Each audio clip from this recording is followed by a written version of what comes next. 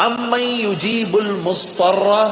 اذا دعاہ ویکشف السوء، یہ 20ویں پارے کے پہلے صفحے پہ ہے، یہ یاد رکھیے گا۔ پہلے ہی صفحے پر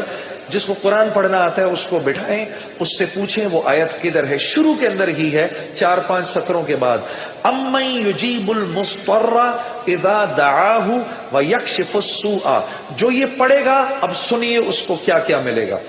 سب سے پہلے کہ اس آیت کو جو ہر نماز کے بعد پڑھے گا، اس کے بعد اگر وہ دعا کرے گا اللہ رب العزت فی الفور اس کی اس دعا کو قبول فرمائیں گے، اور اگر فی الفور قبول فرمائیں گے،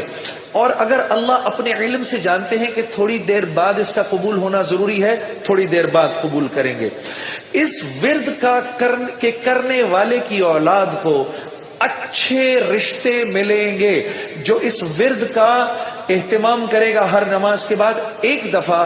اس کو یا اس کی اولاد کو اللہ اچھے رشتے دے گا۔ اس ورد اس آیت کے پڑھنے والے کو جب یہ کسی مشکل میں پھنسے گا، اور اگر اس کی زبان سے اس وقت نکلا، جب آپ سے موبائل چھیننے آتا ہے نا کوئی، اس وقت یہ دعا پڑھو، اس کو نظر ہی نہیں آؤ گے، اس کو نظر ہی، اس ظالم کو آپ نظر ہی نہیں آئیں گے۔ یہ میں آپ کو بتا رہا ہوں، میری گردن پکڑ لینا، اگر کسی کو دیکھو کہ موبائل چھیننے آ رہا ہے، یہ دعا پڑھو، امن یجیب المضطر اذا دعاہ ویکشف السوء، اللہ اس ظالم کو ہمت ہی نہیں دے گا آپ کے پاس آنے کی۔ اور